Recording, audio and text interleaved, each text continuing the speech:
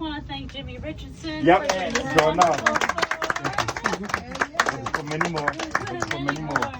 And if anybody wants any more of those books, oh, yes, sir. You have folks? Yeah, of course. I do need to say this while we have young people on here, since Jimmy mentioned it, that you also need to do your own research. He didn't mention, there was a question around what Dr. King came to Patterson for, whether he came to raise funds or not. The one thing we do know is that Dr. King was here to raise awareness for the poor people's campaign. That's right. That's important to say. And I know as a group, we're going to be researching that more, but for the other young people here, you need to also research Dr. King coming to Patterson, and you'll see that the Poor People Campaign was why he came to Patterson, Newark, I think East Orange, Jersey City, and that's extremely important as well. And just really fast, I know we have to go, but you mentioned the whipping post. Can you mention to the young people what that is, and maybe even some of the elders who may not know? But really fast, what is that? Corporal punishment was big in Patterson for black folks, most certainly for slaves. And there was on the corner of Carroll Street, and there were 5. On the corner of Carroll Street and Broadway, there was a whipping post there. Where anybody, pretty much anybody, if you found a slave, you could take them, tie them up, and the sheriff would come and he would whip them.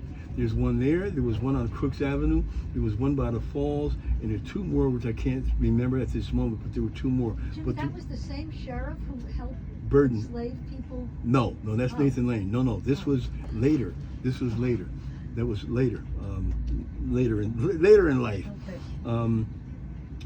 The one last thing about Patterson and the group of people we've been talking about. Patterson is so unique, it's not unique. It was very interesting because a lot of the same people were involved with so many things.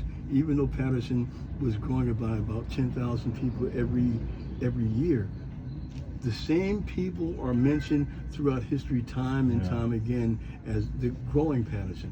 And it's just phenomenal. So when you look at Mr. Smallwood and you look at various other, Nancy Greer and other people who are involved with projects within the city, if you were to record it, you would see their names popping up within history time and time again as people who are, Brother Muhammad, people who have most certainly moved the African American diaspora along within the city of Patterson. Yep. Okay? Oh, thank you. Thank you. Jimmy, you said that it was pretty much clandestine. Why was it so clandestine here in Patterson? Well, and what have you contributed to making it known? okay. That word clandestine, as it relates as a blanket term for the Underground Railroad. Patterson was not that at all. Everybody knew what was going on here, but nobody, the deterrence to stop it I won't say didn't exist, but it didn't happen the same way. Too many important people ran the Underground Railroad. Again, I mean, can you imagine anybody bringing a runaway slave to the sheriff who's an Underground Railroad agent? You probably end up in jail. Yeah, right. You know, so that's my point. The number of people and the influence that these people had over the city of Patterson most certainly made this a sanctuary city, which is why, even though it was clandestine, everybody knew what was going on here. This is also a springboard to the other Underground Railroad sites within northern New Jersey. Here's something that you may not know. There are a number of Underground Railroad sites that are acknowledged, but there's no real history in detail about them outside of Patterson, going north. A lot of the Underground Railroad history really takes place in South Jersey, well documented. But up north, Patterson is where it kind of really stops. Well, I know there's one in Pompton Plains, we have in Dover, we have one in Vernon, we have Ramapo, and these are places that the history has not been thoroughly shaken out, and I won't even say uncovered. It just needs to be, and uncovered in a way, but most certainly, just like Nigger River. Who knew that? Who knew that it even existed? And to be able to find it today, to find that name still listed, I think that's incredible. Yes, John Franco. Yeah, I'd just like to acknowledge Jimmy's research and work on the application on behalf of the city to the National Park Service for the designation of our Huntoons site to be listed on as part of the National Network to Freedom. Now, you may not know, or you may, but I know Jimmy has been working and researching this for years in order to make it to that point of having that application kind of up to the standards that the Park Service was looking for. And I love to hear you talk about that journey of your research and the uncovering of so many folks in Patterson who were involved. Some of the story that you've told today, I've heard some of the threads in that. And I'm saying this not only to make sure everyone acknowledges your research and your work toward that goal, and having that finished just this year. Was in the spring, the designation was conveyed.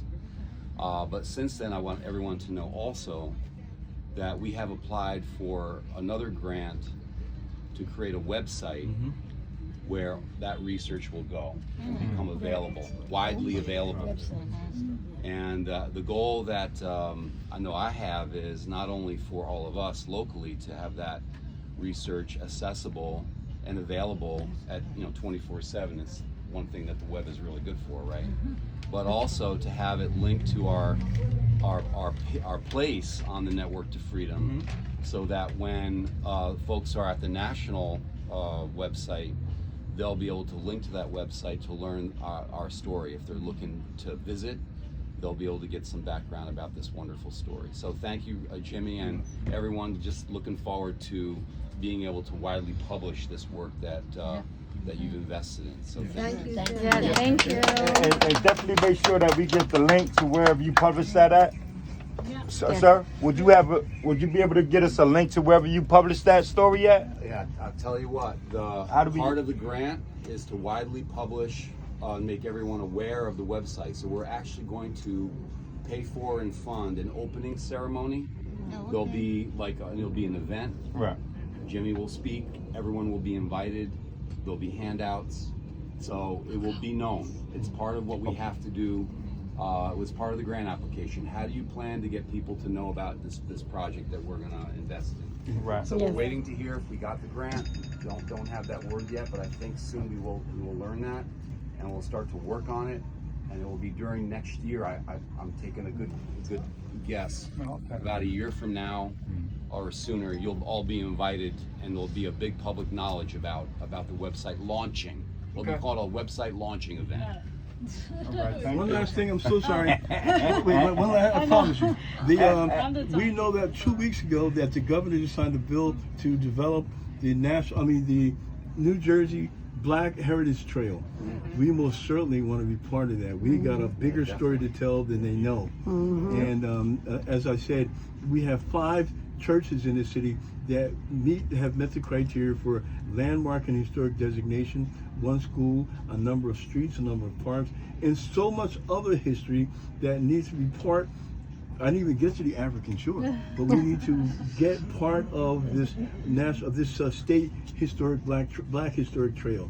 Thank you again. Thank you.